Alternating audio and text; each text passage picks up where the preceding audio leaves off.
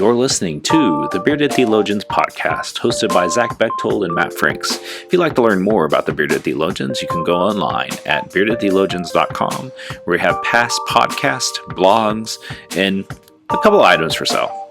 So check us out, beardedtheologians.com. Thank you for listening, and enjoy this week's show. You're listening to the Bearded Theologians podcast, hosted by Matt Franks and Zach Bechtold. So this week on the podcast, we were doing what we do best and searching the internet for obscure Bible verses and obscure biblical questions. And we stumbled upon Wesley's 22 questions again. These were the questions that he would use for his Holy Club. And one of the ones that stuck out to me, and what a great question to wrestle with during Lent, is Christ real to me? And so, Zach, as you think about that question and think about what it means and how you can use it for acts of discipleship, what comes up to you? Hold on. Just go ahead. Yeah, no, that's really where I started the Lenten season for my church was asking. We're going through the questions that Jesus asked through this season of Lent. And the question we started with, I think, is a really foundational question, but it's this. Is Christ real to me? Jesus asked the question, who do the crowd say I am? And he asked the disciples that after he feeds the 5,000, and then he asked the disciples the same question, who do you say that I am? And it's really a turning point in Jesus's ministry, because Peter's answer is really out loud for the first time, you're the Son of God. And through that whole process of one, not really trying to answer that question in sermon form, but just asking it and sitting with it and wrestling with it. It's been my encouragement for the foundation of this Lenten season to really dig into and sit with and wrestle with who is Christ to me. Is Christ real to me? Asking this very same question Wesley asks in a variety of ways. And not only to sit in that personally, but also the other question Jesus asked, who do the crowd say that I am? Be aware of what people around you and how they experience God in that way. In Wesley, yeah, I think that question from Wesley ties it into, is Christ real to me? How, if yes, how do we live that out? How do we share that with others? And for me, I don't know that I have a verbal answer to that question. Is Christ real to me? Other than yes. I don't want to lean into the Sunday school answer of that, because I think there's more. And so for me, it really comes down, is Christ real to me? Yeah. And I want to do everything that I can do personally and professionally to live that out and to share that with people through all the ways that I have opportunities to, through compassion and hope and grace and love and all that. Because I think there's something hopeful in that. I think there's something hopeful in how we treat and see and hear others through the lens and eyes of Christ, as opposed to not. And for me, that's really important to hold on to and to dig into often, especially really Lent really helps, and for me lends into that of how do I live this out in such a way that others are able to experience Christ being real to them. That was a really long, arbitrary answer to get to. Yeah. Yes.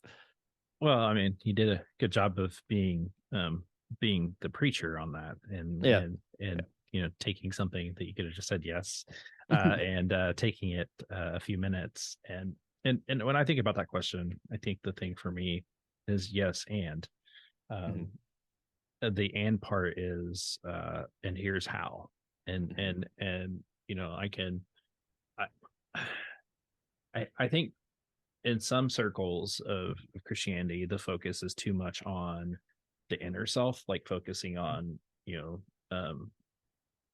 the transactional relationship that God works on me, and that's it. It's all about me.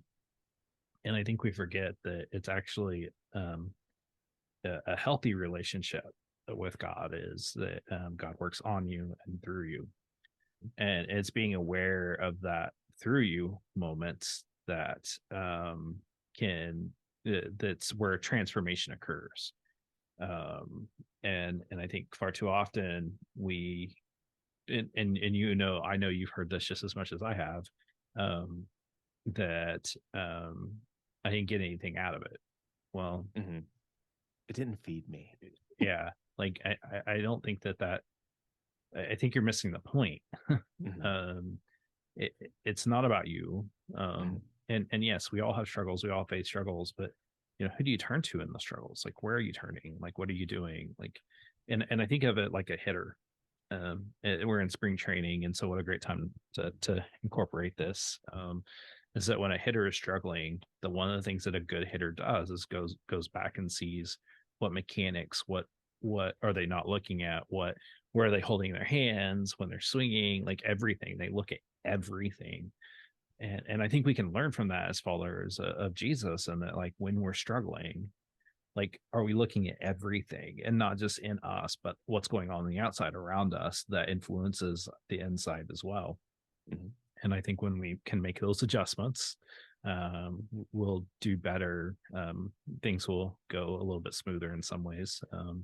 And riding out the difficult situation happens when we become more aware of self, but then those around us.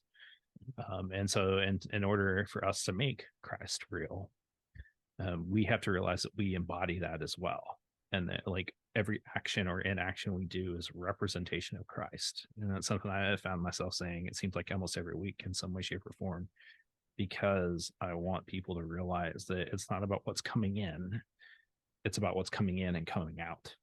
And going out as you're at Walmart or wherever, like, whatever you're doing, that's a representation, and the way that we handle that makes Christ real for those around us, good, bad, ugly. We've definitely done a good job on the latter, and I think we definitely have room for improvement. But I think it's becoming more aware of surroundings and self, not just self. Well, I think there's something significant in the yes and, right? Huge improv teaching there, right? Great Always Richard yes Rohr book, by the way, too. Right. And in the sense of, I think we get, especially in our ideas and faith and theology and spirituality, sometimes we get stuck and rigid, and this is the way that it has to be. And if it doesn't go this way, our world crumbles, right? Or we lose. It makes it significantly harder. And I think that's, like you said, when we get very self-centered in our faith, and it's about me and feeding me, I didn't get anything out of it, right? We lose that yes, and we lose that ability to improv with the Spirit, and go places we didn't know we'd go, right? Didn't know we were capable of going, in missing God at work before us, right? And when we lean into that yes, and we lean into the foundation of what we know and what we have in our faith, but we're also open to the possibilities that we don't know, right? It's the and part.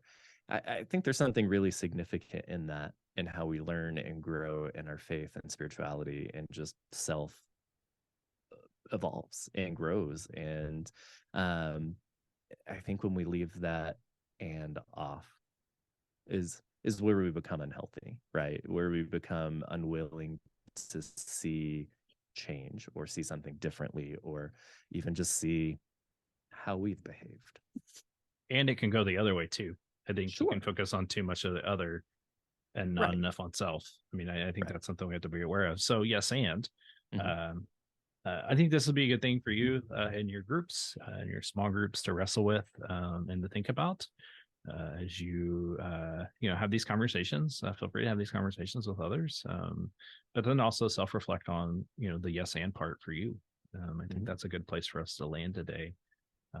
Zach, do you have anything else? No, let's go do it.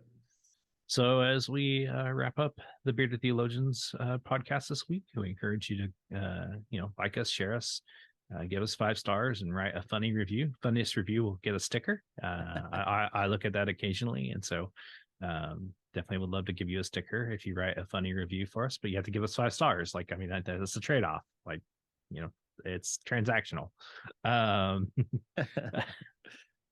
So for the Bearded Theologians, I'm Matt Franks. I'm Zach Bechtold. Thanks for checking us out. All right. Catch you later. All right, we'll see you. I want you to subscribe and like this video and push that thumbs up. Thank you for listening to the Bearded Theologians podcast. Don't forget to like, subscribe, and share on all social media outlets. You can check out old episodes and more information at beardedtheologians.com. Thanks for checking us out.